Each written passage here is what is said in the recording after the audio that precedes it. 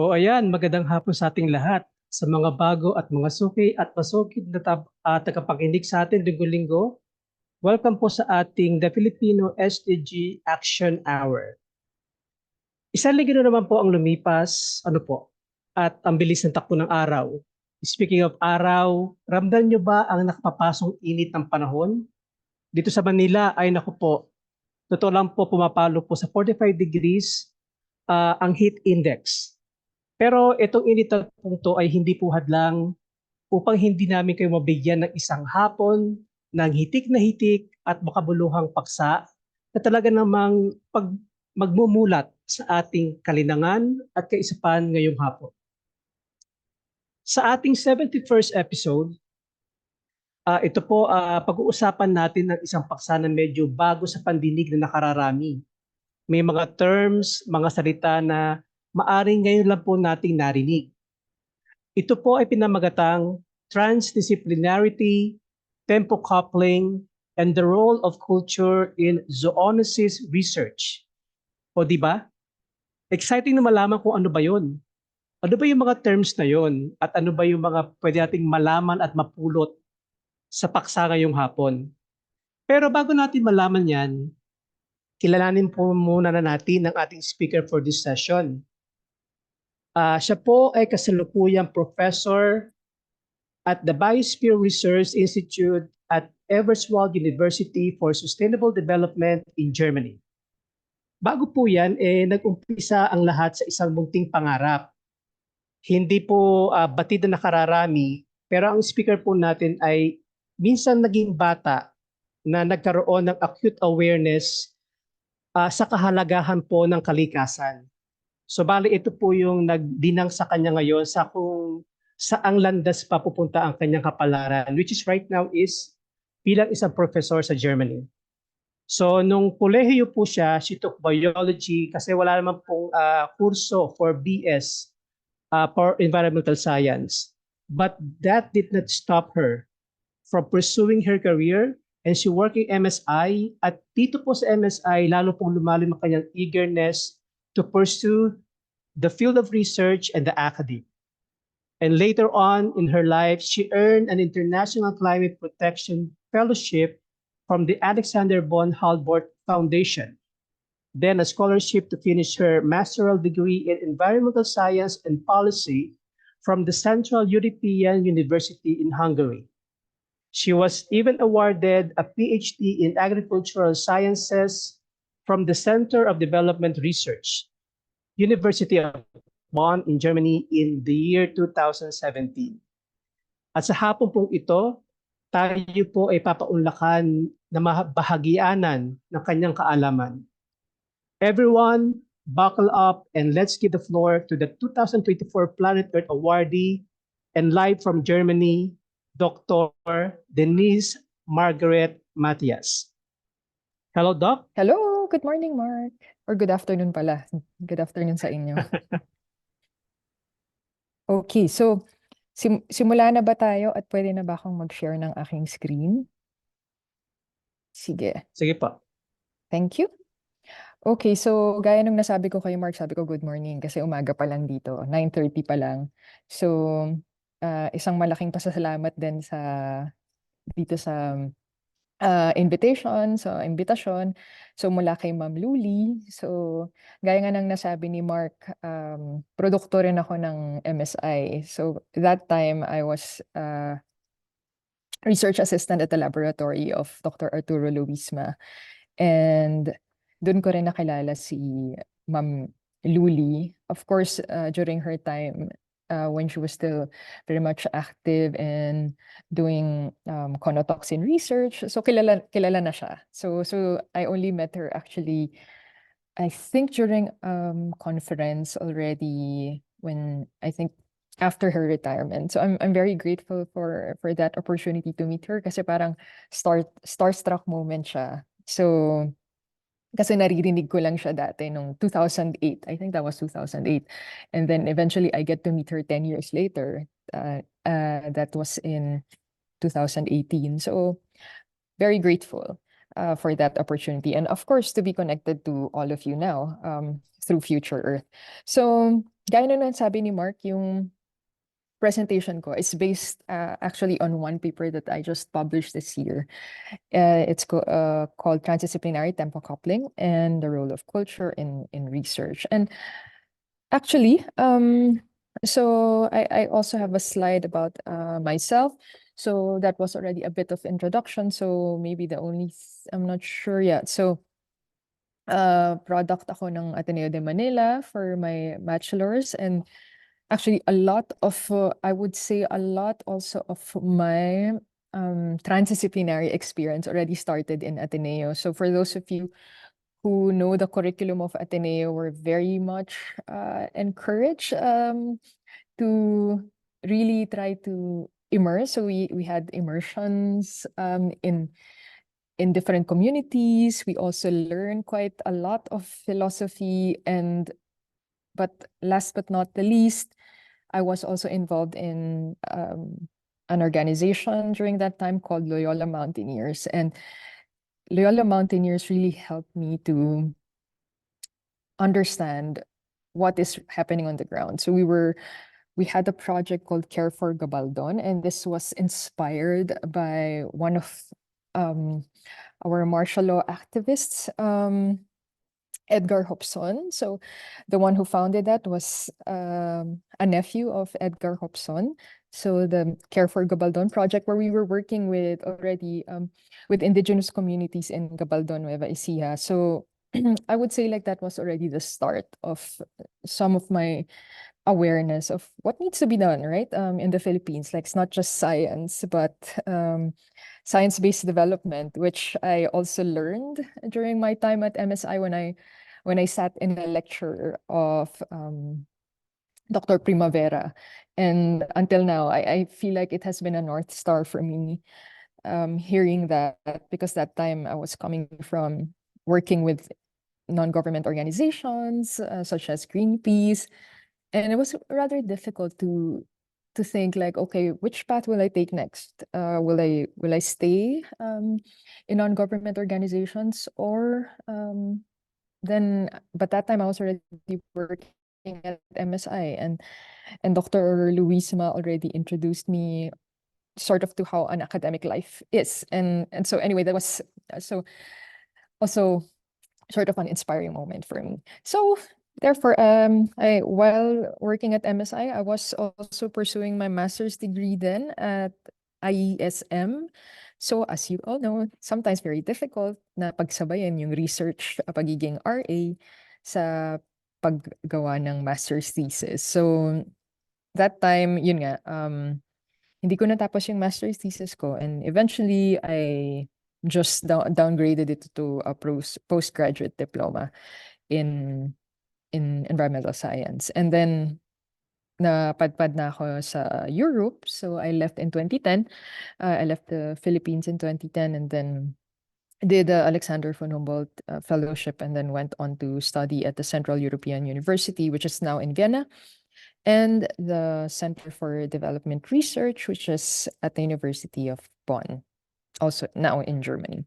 And so I also wanted to ask everyone where you are from, so, or where you are connecting from. So if it's possible, you could type into the chat, or for those who are watching via Facebook, would be nice if you could also share. So just to understand where you guys are connecting from. So if it were me, I would be typing like, "Hi, I'm Denise, and I'm connecting to this SDG hour from Germany."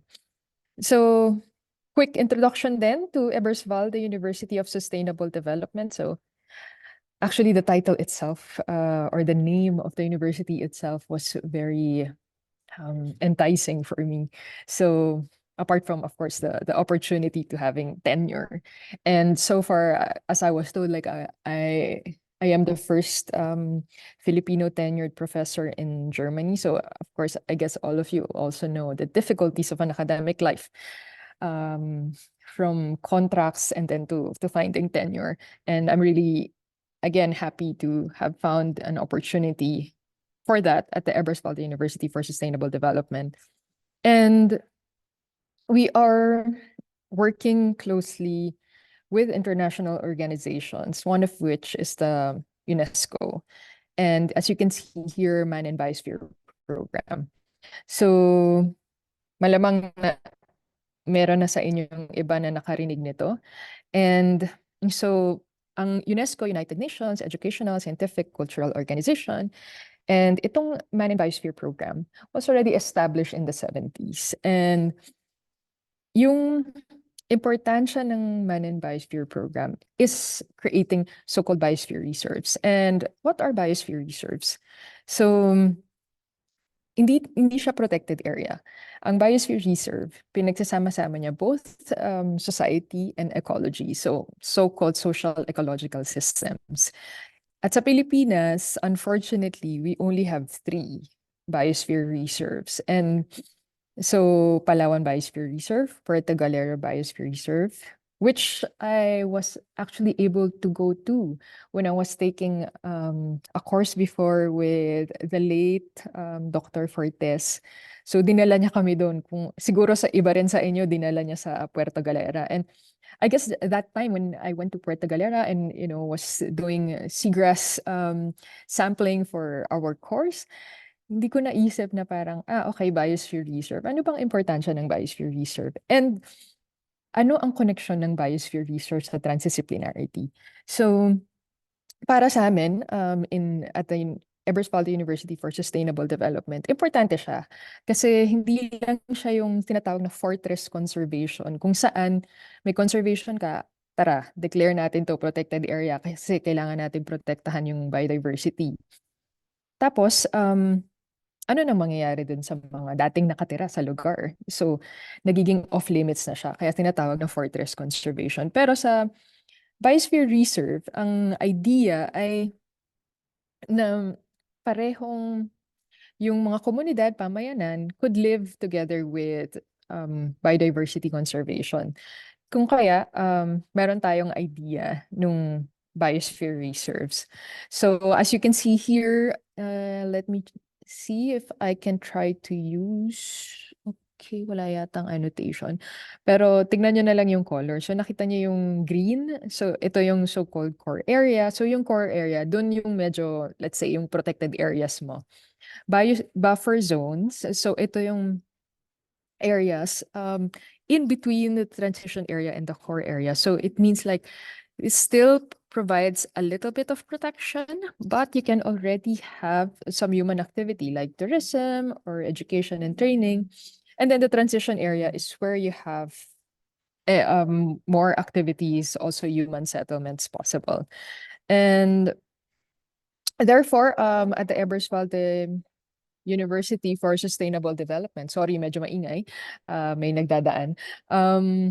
We have a study program called Biosphere Reserves Management. And this is actually guided by the UNESCO Lima Action Plan for the Man and Biosphere Program. So, makikita nyo dito ang pagtackle namin dun sa study program. We focus on ecological and social systems, governance and management, cooperation, communication, and learning. So, kumbaga, hindi lang namin tinatarget magkaroon ng hard skills, but also soft skills. And transdisciplinarity, I would say, as invites all of us to actually practice these 2 skills. So, and in the ZoomApp project, so this is one project that we're currently having. So this is a photo of our kickoff meeting in Germany with the ambassador of the Philippines to Germany, as well as the ambassador of Mongolia to Germany. This is running until 2027. And we are focusing on the zoonotic risks associated with wildlife consumption and trading. And actually, 2 species. So, the Philippine pangolin and the Tarpagan marmot. So, dito sa Zuma project, naisip namin, parang, teka muna, lahat na lang, lalo na nung COVID times, lahat ng research mostly coming from biological or and very so to speak, like hard sciences, diba? So natural sciences. So bakit wala masyadong tumitingin dun sa social component? Meron actually, meron tumingin sa social component, pero it was more of criticizing ground zero. So I know this is currently a sensitive topic also in the Philippines about China. And there were even recommendations saying like, oh, all of these ingrained cultural practices should actually be removed. So people should be educated. And when we look at it, these recommendations were coming from researchers based in the global north.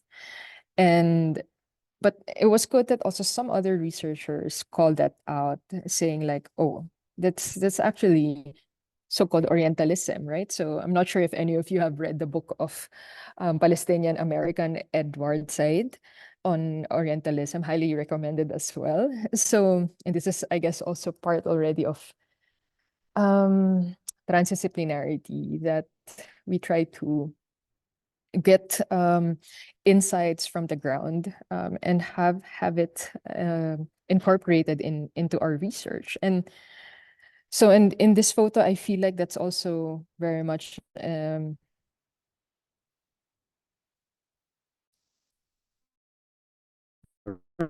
reflected. So the Philippine government represented some of the Philippines was there during our kickoff meeting, and they also gave some speeches, and also underlining the importance of biodiversity for the country. And this is funded by the Volkswagen Foundation, which is a private foundation in Germany. And so there are two types of funding, right? So you have the public funding. So sa Pilipinas, makukuha natin yan, DOST, for example. Pero meron ding mga pribado na organisasyon na nagbibigay ng pondo, and Volkswagen Foundation is one of those. Disclaimer lang, hindi raw sila connected dun sa Volkswagen na sasakyan. So this is totally different, just that they're sharing the same name. And so two of our cooperation partners in locally are the Mongolian University of Life Sciences and the Palawan State University in Palawan, or on Palawan Biosphere Reserve.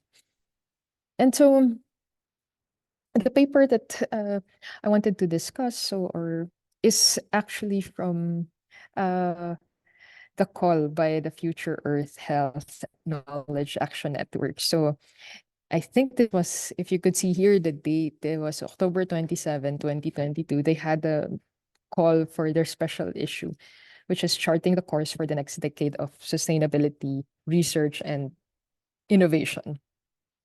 And I guess for us during that time when the Future Earth Health Knowledge Action Network was founded, it was so much deep into the pandemic. And I guess Future Earth really saw the need for the health can. And the health can, along with the other knowledge action networks of Future Earths, also had a strategy written, and they had a call for research approaches. So this is one of their suggestions or recommendations, that research approaches should be transdisciplinary, multiscalar, inclusive, equitable, and broadly communicated. So medyo marami rin dyan, no? So transdisciplinary, multiscalar. So multiscalar, this could mean anything from spatial to also temporal scales. So, and we will get more to that later. So, especially what Mark mentioned earlier, that there is a new term that's coming out, which is like the tempocoupling. But for us, naintindihan na natin yung inclusive, equitable, and broadly communicated. And what comes to mind in terms of inclusivity, right? And also circling back to transdisciplinarity or transdisciplinary, often yung naiisip or understanding ng transdisciplinary, yes, let's just transdisciplinary means involving other actors. So actors who are not in the academe. This could be local communities. This could be the government, this could be businesses. And so it has become a buzzword as of late. And we also heard it during the opening video that, yeah, called quite a number of times. However, I think that there's, especially for me, my reflection is that isn't this just actually a buzzword? And how do we do this in reality? So, example, one time there was a launch of a transdisciplinary network here in Germany, and I found it rather ironic kasi nag-launch nung transdisciplinary network pero lahat lang ng nag-attend doon foremost by invitation. Pangalawa, ang mostly imbitado, mga researchers. So then naisip ko parang, okay, lahat kami na nag-attend doon dito sa launch ng Transdisciplinary Network are very passionate for transdisciplinarity. Pero how do you actually do it in practice? And also a similar question that comes to my mind for researchers as well. Minsan tinatanong ko, parang, if I'm going to choose a doctor, of course, I would want to choose a doctor who actually walks the talk. So maraming doktor magsasabi ng, 'di ba, ng iba't ibang recommendation sa atin. Pero syempre gusto ko ring makita na parang, si doc ba, sinabi niya smoking is bad for your health. Pero actually nagsasmoke siya. So, and I understand that we might have some of this dissonances, right? But at the end of the day, that's where we will see the transformation, and we need to sort of get over, I guess, that difficult hurdle of being able to translate research or anything that we say into practice. And for me, this is a current challenge in the sustainability field. How do you really do it transdisciplinary? And transdisciplinary is not just participation, but actually equal ownership of research with the other actors, and very, very difficult, I would say, and something to reflect on. And so this is the paper that I wrote on this topic, and also reflecting, like, there are different cultural uses of pangolin that and other types of wildlife. So makikita natin, I don't know if you've also seen this somewhere in the Philippines, but this is a photo of pangolin scales on sale in Beijing, April 16, 2020. So here it's not just cultural, or I don't know, could we say like it's a cultural use of the scales being used for medicinal purposes. And so, but as in my paper, as I wrote, there were other researchers actually saying like, oh, actually this cultural practice, like, kaya masyadong in demand yung pangolin kasi itong China ang ginagamit nila for medicinal purposes or even for eating, etc. So dapat hindi na ituloy yan. So dapat tigilan na yan. Kasi sinasabi nila na yun nga, yung pangolin, isa siya sa identified na host nung SARS-CoV-2 virus. And so sinasabi nila na, okay, para mapigilan natin yung pandemic in the future, dapat yung mga potential hosts, potential zoonotic hosts, gaya nung pangolin, at yung associated cultural uses or uses per se should be stopped. And again, that's a question for all of us, no? So on the one hand, you want to prevent pandemics, zoonotic risk, but on the other hand, it's very authoritarian to say like you should stop doing what you're doing. And so going to the two terminologies, first the transdisciplinarity and the tempocoupling. So balik lang tayo dun sa transdisciplinarity. The International Science Council, which actually founded Future Earth, has a definition for it. And it means the co-designing of research and co-production of knowledge together with communities and societal actors in a way that integrates diverse scientific and societal perspectives on given issues. So we can see here so co-design and co-production. And from their definition, I could see that they also recognize that the ownership should be there at the very beginning. So sometimes may research tayo nangyayari, okay, lagay tayo. And I think I'm also guilty of this or was guilty of this before. Okay, I'm thinking of a research, and this is actually how my PhD also started. I had an idea, I wanted to do a research with in the Philippines on an indigenous community on indigenous agriculture, something like that. Pero nung time na yun, mostly galing lang siya sa review of literature. So hindi, kumbaga, parang dinevelop ko yung idea nang hindi ako nakikipag-usap dun sa tao on the ground. And that's actually how I eventually learned how to do transdisciplinary approaches. And you can see here two logos. The first logo, that was the logo of Center for Development Research at the University of Bonn, where I did my PhD. And the second one is NTFPEP. And Ma'am Luli would be familiar with this kasi dyan kami nagkakilala dun sa conference na inorganize ng NTFPEP, which is Madudunya.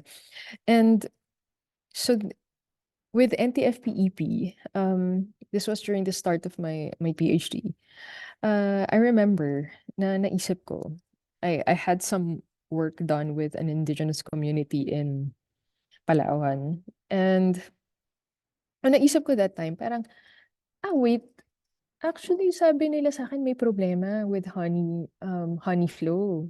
So this is sa mga familiar, this is the beehive of the giant honeybee, Apis dorsata. So sa Europe kasi ang kilala lang nila yung European honeybee or Apis mellifera, which you find in boxes. Pero masasabi natin Asia is actually the cradle of honeybee diversity. So dito naisip nila pag sinabi mong honeybee, isang species lang. Actually, that's not right.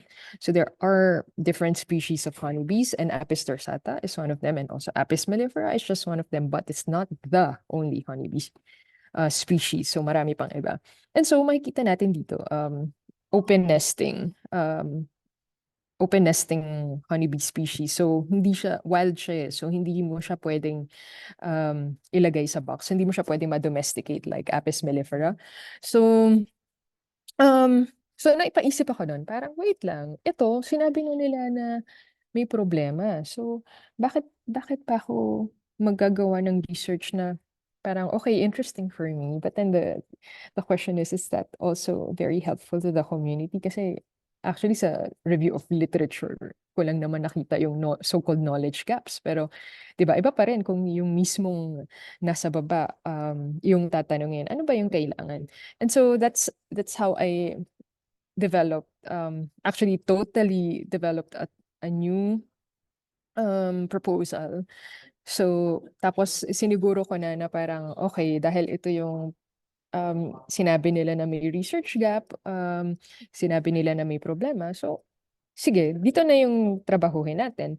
And so, I would say that probably that was the first transdisciplinary in practice that I did. And of course, it doesn't stop there. So, isa na to sa research fatigue is already one of the major issues na kinakaharap ng several communities, indigenous communities. And my master's thesis before was actually also with an indigenous community on the Palawan Biosphere Reserve. It was in further in the south with indigenous Palawans. And I think that time something that also sort of became a North Star, apart from what the Dr. Primavera mentioned, right? Yung paalis na ako sa community, sabi nila sa akin, ayan, di ba pagkatapos nito, makukuha mo na yung master's degree mo. So sabi ko naman sa kanila, opo. Tapos yung tanong nila, or actually this was a leader who asked, sabi niya, o sige, so ikaw makakakuha ka ng master's degree. Kami, ano yung makukuha namin mula dun sa pag-stay mo dito?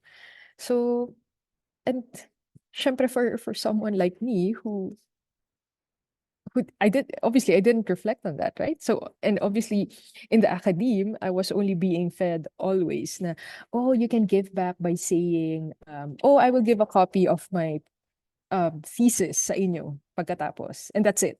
And the question is like, okay, how can they use that, right? So in terms of how to improve their well-being, their livelihood, anong magagawa ng papel? Unless yung mga nakasulat doon actively, myself, the researcher, would push for it.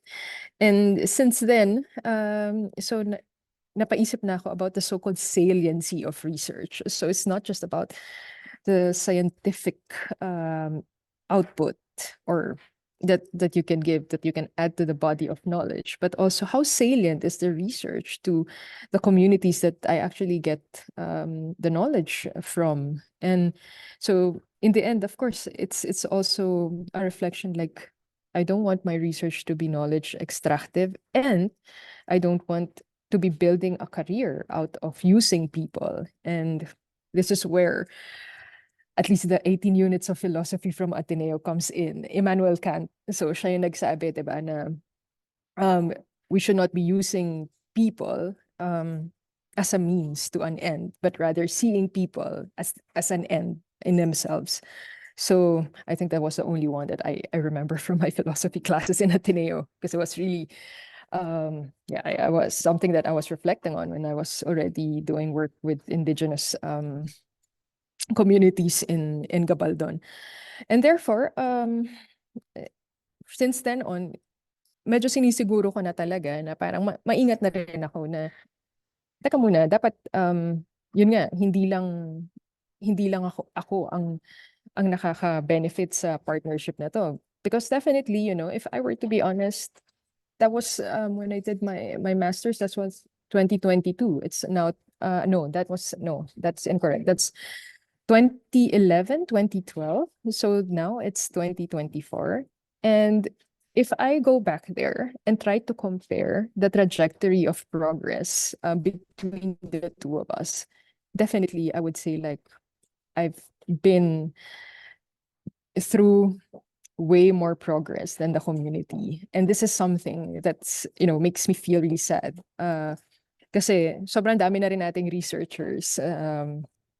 And kumbaga, that time maybe I was practically no one, but now I am a professor and had this progress or in my career. And sila, anong nangyari sa community nila? So this is like, for me, the importance of transdisciplinarity and how should transdisciplinary play out in the reality. And so what did I try to do with the community that I worked with during my PhD? I wrote a proposal to the Deutsche Umwelthilfe. That's one also private funding organization. They have this hand-in-hand funds. And then I wrote a proposal to get funds for the community. But before that, of course, tinanong ko, parang, ano yung mga kailangan ninyo? Ano yung makakatulong sana sa inyo? But at the same time, makakatulong din sa honeybees.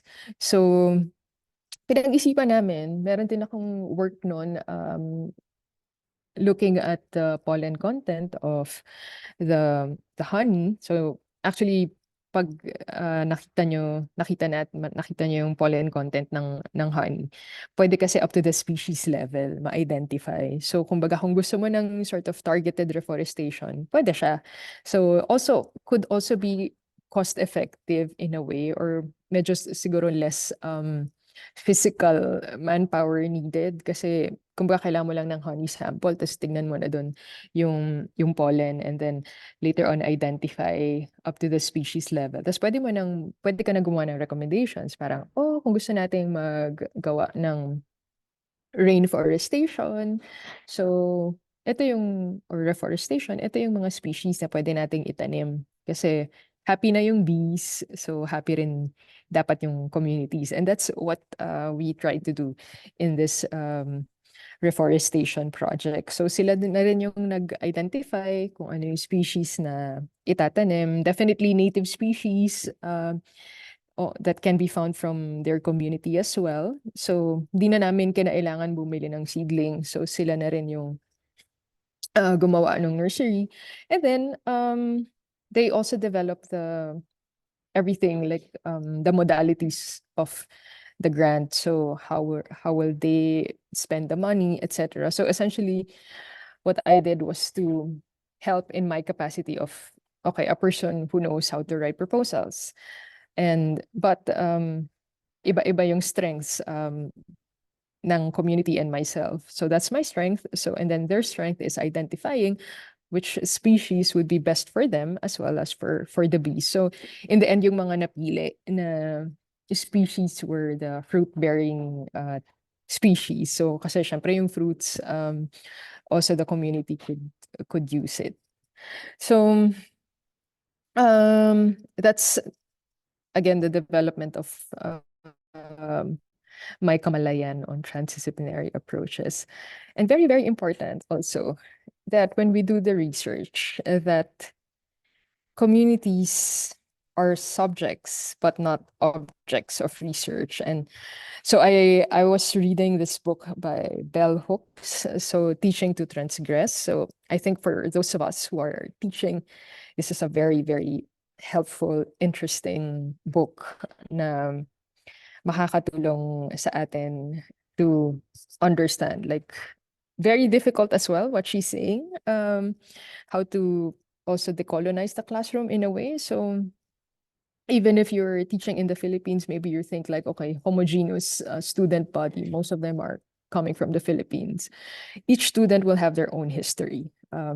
So each student will also be having different opportunities. And this is something that probably teachers neglect because ang dami nung tinuturuan natin madalas, diba? So hindi na natin nakikita yung mga estudyante as individual persons with their individual capacities, also individual challenges. But it's very important to also have that in mind. And anyway, going back to Bell Hooks and her work. So yun din, how do we actually see the communities that we work with? We should see them also not just as objects of research, not just respondent number 1, respondent number 2, where we can collect data from and then later analyze the data, but also they're humans like us, and that's very important to understand and to keep in mind. And very also easy for me to say, right? But how easy it is in person to do that. So I remember my very first reflection of this topic was when Loyola Mountaineers and I were coming back from the Care for Gabaldon one visit that we had to Gabaldon. Tapos yung mga joke, well, we were young, right? Still. Mga joke parang, oh, ang itim mo na, mukha ka ng katutubo. So, kakagaling lang namin from helping out, working with indigenous communities. But then, may mga jokes na parang, napaisip ako nun, parang, isn't that actually offensive? Na we're making fun of them being dark. We're making fun of them by saying na mukha ka ng katutubo. So, meron pa rin kumbaga division and othering na nagaganap. And this is, oftentimes this comes in unexpected moments kasi we just blurt it out. So, but once we blurt it out, I think that's also a chance for us to understand na parang, okay, how this actually reflects maybe the unconscious way of looking at others na siguro hindi natin nakasanayan. So hindi tayo lumaki with this group of people. So may othering na nagaganap. And again, in the research, nangyayari to madalas kasi if we go to communities and non-academic communities, di naman tayo sanay sa kanila.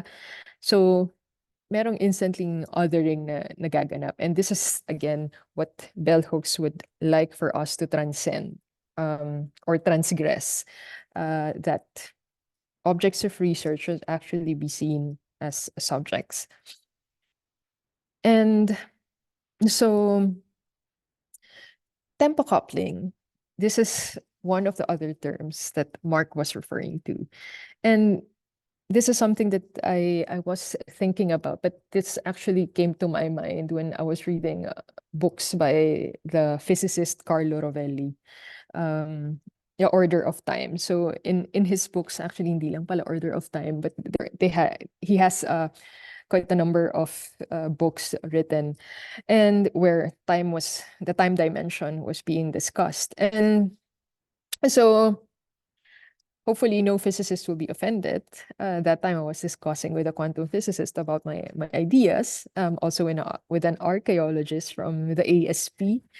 And I was wondering, so there was already this telecoupling from Jacques Liu that was coined before. And we know what telecoupling is. So I think some of you might have already heard about telecoupling. So so like television, telephone, distance, right? Spatial distance is coupled. And normally, yung magandang example about telecoupling is that whatever happens in one country doesn't just stay in that country or in that space or area. It can also impact in very distant locations. So one easily easy example to grasp would be climate change. So excuse me. So kayo, gaya ng nasabi ni Mark, super init ngayon sa Pilipinas. I don't want to, of course, to say outright na, oh, maybe it's climate change. Maybe it's climate change, yes. Bakit sobrang init compared to before? Pero pag makikita naman natin yung historical emissions, yung Pilipinas, hindi ganun kalaki yung emissions niya. So, yung emissions actually coming from other countries. So, yung malalaking emitters, the big emitters, is actually causing climate changes in the Philippines. And this is an example of telecoupling. So whatever is happening in another part of the world, kahit sabihin mo, dito lang naman yung power plant, coal power plant, and all of other carbon-intensive activities nangyayari, na mako-confine lang with this country, within the borders of this country. Actually, no. So yun yung telecoupling, nangyayari na kung ano man yung nangyari sa ibang lugar, maaari ding maapektuhan yung ibang lugar. And so, balik tayo dun sa tempocoupling. That was what I was thinking. Actually, it's not just distances or spatial differences that could connect. Also like temporal. So tempo, which is time. So I'm not sure if this is actually a neologism. So because there are also other disciplines that have already thought about this, like historical dependency, etc. But what I wanted to, or at least what I had in mind here was especially in sustainability, where a lot of forward-looking socio-technical innovations, etc. And it's trying to say like, oh, yung mga outdated na yan, dapat hindi na natin yan ginagamit, etc. Or even, like practices, traditional practices, cultural practices are being seen as unsustainable or not having any role to play in sustainability. So, and for me, it's like, teka muna, there are quite a number of things that were done in the past that could actually still play a role today and maybe in the future. So something like, and that's where I thought about tempo coupling na parang, these practices could also help us, not just forward-looking technological innovations, but maybe something as simple like, yung naiisip ko from my childhood, yung bayong. So when I'm visiting my grandmother in Malabon, I remember one time we went to the wet market. So may dala-dala talaga kaming bayong. Pero ngayon, syempre, parang nawala na yung practice na yun. And during that time, it was very much, I think, widespread practice, accepted practice. So that's just a simple example of what I was thinking about practices from before that we could actually build on today. And and so for me, history also has a role to play in sustainability. And this is also like a call for interdisciplinarity. So how often do we see research in the Philippines, for example, actually incorporating historians, archaeologists, and if you are coming from the environmental science, I feel like that's still not very common, and would want to actually try that out, to have a very interdisciplinary research and trying to understand that each of these disciplines have something to contribute to sustainability. It's just a matter of, again, crossing the boundaries of our disciplinary boundaries, and then thinking like, actually, oo nga, kailangan ko yung expertise ng historian. They are the ones who have the skills to go to the archives, do archival research, and spend quite a number of time, hours na nandun lang sila sa archives. And but not only that, trying to look at the connections so of history and of what happened before to what happens now. And in one of my classes, to my master's student, land use. So for us, history is very important, especially when we discuss biosphere reserves, because biosphere reserves start as a certain period of designation when it was designated by UNESCO. So, for example, Palawan Biosphere Reserve was designated, or at least the CEPLO.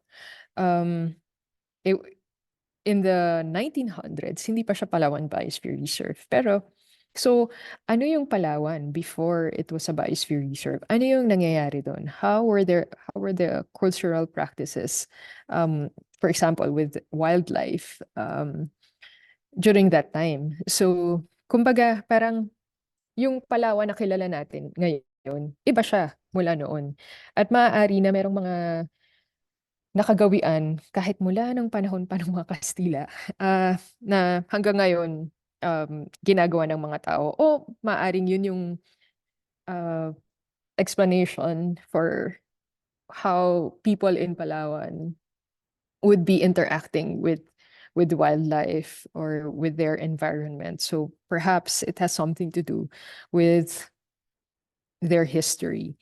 So therefore, I totally would recommend trying to also for us, like, understand sustainability research from this perspective, like maybe something that we see at the moment, which is just a snapshot of the present.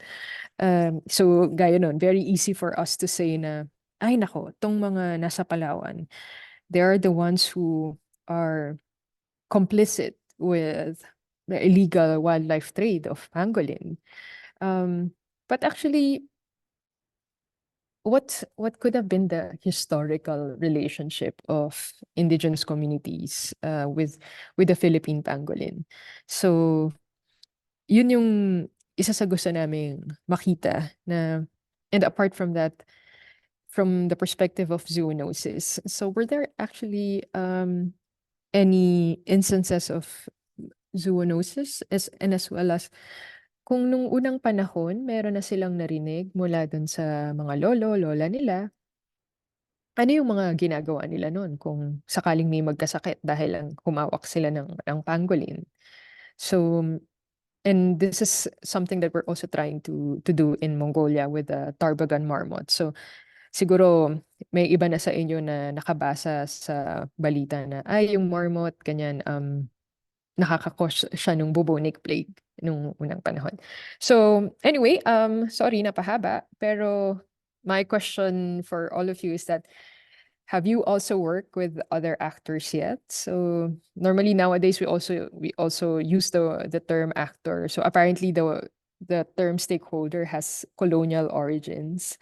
So also this is something that I learned from the social sciences, right? So these are some of the things that we don't learn if I'm during my undergrad. So we were just learning biology, but totally, I think not really exposed to the social sciences. So thank you for listening and looking forward to. So ayan, tulad din sinasabi ng aking co-host na wala ngayon si Miss Dada, talaga palang kulang ang 1.5 hour para sa isang magandang at napakagandang talk every Friday. But apparently, hindi tayo na disappoint o hindi natapos ang ating linggo nang walang isang makabuluhang ending and a big bang. So for now, unfortunately, we have to end our session. For those who want to view this session and make it as a reference, we're going to post the links to our Facebook Live. And also we're going to post the videos on YouTube. Most probably around Saturday or Sunday, it will be available. So for those who want to have a free lecture, you don't have to pay extra. Just go to our website, Future Earth PH.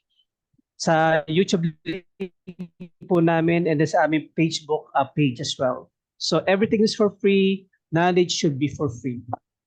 Diba, Ma'am Luli? Oo. At si Mark ang Ayan. tumutulong So, dito sa ating social media.